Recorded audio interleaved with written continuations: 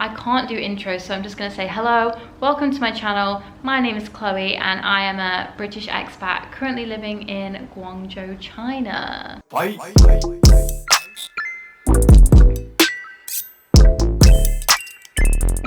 Obviously you can read the title of this video, but I do just want to give a little bit of information beforehand. Obviously in China we've had some real difficult times, but right now there are currently 0 cases that are not imported from other countries, so that's absolutely amazing. We've been through the worst of it and we've come out, but I know that right now things are starting to get serious back home in the UK and in other parts of the world, and I can relate to a lot of the things that people are feeling right now. It's such a unique situation for anyone to be in, and I know what that can do to your mental health, especially if you already suffer with any kind of disorders or illnesses. Like myself, I've struggled clinically with depression and anxiety from about the age of, well, I was diagnosed at 18, so it was definitely a few years prior to that. That was just when I was diagnosed, and I didn't realize what quarantining would do to my mental health. I was more concerned about my financial situation and the stability of my job. I didn't actually give my mental health a thought. So I wanted to make this video to kind of pre-warn anyone, because this can affect anyone, not just people who are clinically diagnosed with things. Before I start sharing the things that have really helped me over the past 3 months here in China, I do just want to give you a little disclaimer to remind you that not every single day is productive and positive. I know that the things that I'm about to reveal are very proactive and positive and motivational, but I can promise you that this has not been my life every single day. I've had some real dark times these past 3 months. Hopefully some of my advice might help prevent those days from happening, but if they do, that's fine. You do you and just do your best. That's all we can do right now. So the first thing and the most important thing, and the thing that helped me the most, hands down, is reducing your time spent on social media. Now, I can tell you that my mental health got worse once the media started sharing things about the current situation in the West. I found it easy to close off all of that crazy online media here, but as soon as like the Western media caught attention to it, that's actually when my mental health got worse, because I can't escape on Twitter or Instagram for positivity or memes or funny videos, because it was just clogged with panic and ignorant people, and that made my mental health so much worse, which is really ironic because I'm not even in the UK and I'm still feeling the effects of it. There's a really easy way to not let this affect you, and that is quite simply just not going on social media, or at least limiting yourself to the amount of time you use or spend on there. I also, about a month ago, unfollowed about 300 people on Instagram. I'm not even kidding. Not all of those were like negativity. They were just people I wasn't interested in anymore, or I didn't look to, or I wasn't inspired by. But let me just tell you that Instagram may block you from liking, commenting, or following anyone if you unfollow a mass amount of people, because that's what they did to me. And they dramatically cut my engagement, like literally about 3/4 of my engagement was cut after I unfollowed a load of people. Yeah, limit your social media. What I was doing was not going on my phone for an hour in the morning and an hour before I plan to go to sleep, if I can sleep. That was really helpful. I also had a diversion tactic, so if I found myself constantly scrolling on Instagram or Twitter or refreshing it, because it's so easy to do that. How crazy is it that we can literally go down the whole of our feed, then go all the way back up, refresh it, and do it over and over and over again. I could honestly do that for like an hour. So as soon as I realized that I was doing that, I would exit the app and open my Chinese study app, my HelloChinese or whatever it is, and I would do a lesson on there. As soon as I made that connection that I was just mindlessly scrolling and I wasn't using it and I wasn't getting any fulfillment out of it, I would instantly get rid of the app and go onto my Chinese app and do something productive. The second thing, which is also probably the most important thing, is the space that you live in needs to be clean and livable. And I'm telling you that when you have a clean space, you have a clean mind. They literally go hand in hand. I don't know the science behind that, but have you ever noticed that when you're feeling your most down, or you're having a down day, your apartment is usually reflecting that, and you usually have pots everywhere, and you haven't taken your rubbish out in 2 days, and your floor needs cleaning, and it's just a mess. So absolutely, best thing you can do for your mental health is to get up in the morning and spend even just freaking 10 minutes cleaning the surfaces, putting your clothes away, taking the rubbish out, and your head will feel like 10 times lighter. Yeah, and not only clean it for your mind, but clean it for hygiene. Obviously, this virus can last on surfaces for, I think it's up to 9 hours or 5 hours, it's one or the other, but either way, it's a really long time. So light switches, toilet flushes, door handles, phone, laptop, anything that you touch frequently needs to be disinfected daily anyway, so you should be doing that, but it's also good for the mind. Another thing which I think we should all take away from this extra time at home, whether you're self-isolating or you're working from home, you will have some form of extra time in your schedule, and I think we should all take that as an opening to learn something new. That can literally be as small as like a new workout routine, or a new recipe, or bake something, or a really good tip is to learn a new language. Learning a new language is so overlooked because we don't think it's necessarily practical for daily life, but whilst we've got this extra time, why not? Like, I've learned more Chinese in these 3 months than I've learned in my whole 2 years here. And I have also, which I have right here, so I might show you, I've wanted to do this for ages. I even had this in my Taobao online basket for maybe about a year, and I just did not buy them because I was like, I'm never gonna find the time. I'm gonna put it at the back of my to-do list or priority list. But I finally was like, this is the perfect time. I bought my first deck of tarot cards.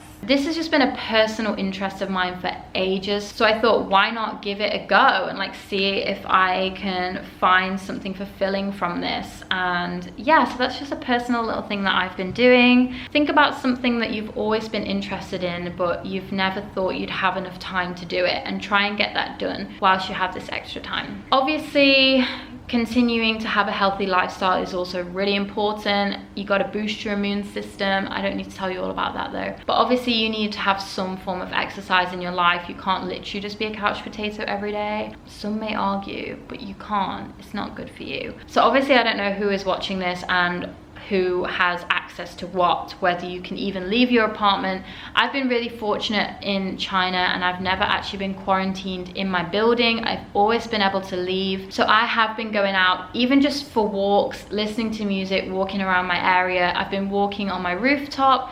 If I feel like a bit cabin fever, I'll go to the rooftop and just walk around there. It's just good to get fresh air in your lungs. And actually, when I had an acupuncture therapist for a brief time last summer, she was coaching me on things that are beneficial towards my mental health, and she told me to expose my back, so the top bit of your back just there, to the sun for at least 15 minutes a day. Obviously, if the sun is extreme like in China, use sun cream, but she told me that, and ever since I've tried to do that every single day. And vitamin D, it's science, so yeah, that's been really helpful for me. So yeah, try and get outside, but I also respect that depending on where you are right now, it's not exactly doable. Yeah. Also yoga is so easy to do at home. You don't need to go to a yoga studio. You don't need to know everything about yoga. You can literally pull up a YouTube video and start from scratch. So that's what I've been doing, by the way. I can't work out at home. It's just something I can't do. Also, my apartment is like a greenhouse, so I literally die.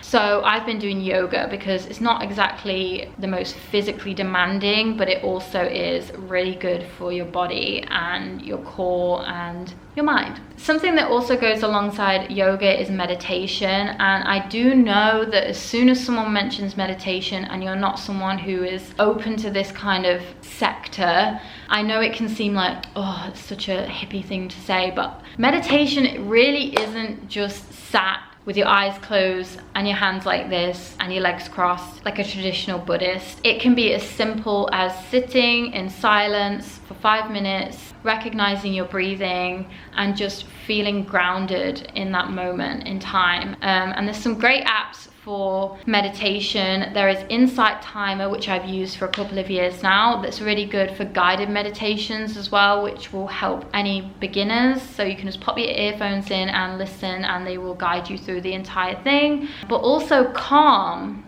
I have never been subscribed to Calm, but I can't recommend them enough for what they've done for this current trying time for everyone. They've released an abundance of free resources for people, not just meditation. I believe there's like, I'm not sure, maybe there's like podcasty kind of things, and I believe there's workout / yoga. I'm not sure. I've only looked at the meditation ones myself. There's also things to help you sleep. Check out Calm anyway, because they've brought out free resources so you don't have to pay for a subscription, and if it's free, like there's literally no reason not to try it if it's free. I'm just going to speak about the last couple of things which are just really obvious, but sometimes we'll overlook them.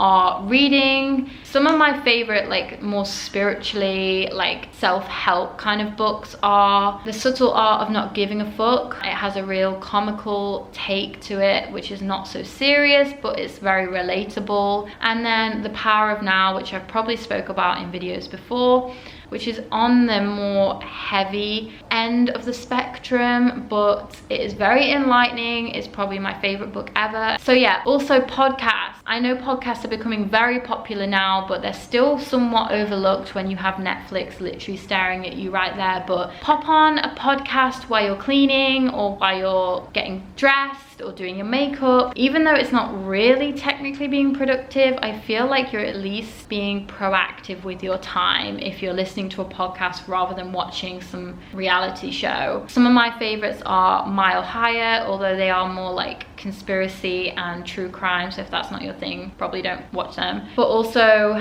Joe Rogan's podcasts are amazing. He has some amazing people on there. Russel Brand's Under the Skin. I love his outlook on life. I love his take on things. And I love Fearne Cotton's Happy Place. I listened to Tom Odell's episode yesterday, and I love him. Like, I actually love him. But she always talks really openly about anxiety in obviously a very positive manner, and anything that reminds me that I'm not suffering alone is amazing, and I'm sure other people can relate to that. So I love Happy Place. And then finally, of course, during this time we are going to binge watch, and we are going to sit in our pajamas and watch movies. It's just inevitable, and there's nothing wrong with that. Why not? You have some more free time. I'll just give you some movies that I always turn to in times of need, something that is always like comforting to watch for me, maybe for more personal reasons, but maybe you can relate. I always turn to The Devil Wears Prada. I've watched that so many times when I've been in a slump or I've been going through a stint with my mental health. I just love that movie so much. Any of the classic chick flicks, Mean Girls, Bring It On, Clueless. I'm a sucker for the Jurassic Park films, especially 1 and 2. I love the Jurassic Park films. They just make me feel comforting because I used to watch them religiously as a child, so they're really comforting to me. I'm gonna think of some others. Pretty Woman and Crazy Rich Asians. That's actually such a good film. You wouldn't expect it to be as funny as it is, but it's actually really, really good. So yeah, and then some series that I always turn to are, of course, American Horror Story. The first 3 seasons of that I could rewatch any day of the week, but if you're not into horror, maybe it's not the best thing for you. Also, there might be some trigger warnings with like mental health or like trauma, so maybe take that with a pinch of salt. But if you are a horror fan like me, we could watch that any day of the week, whatever mood we're in. Recently rewatched Stranger Things. I also sometimes go through and watch my favorite Game of Thrones episodes. Battle of the Bastards #1. Yeah, I've been watching a lot of like 80s films because they remind me of like a child. I know I'm not an 80s child, I'm a 1996 child, but they were always on the TV, and they just remind me of being a very carefree little kid. So like Terminator 2 is the best one in my opinion.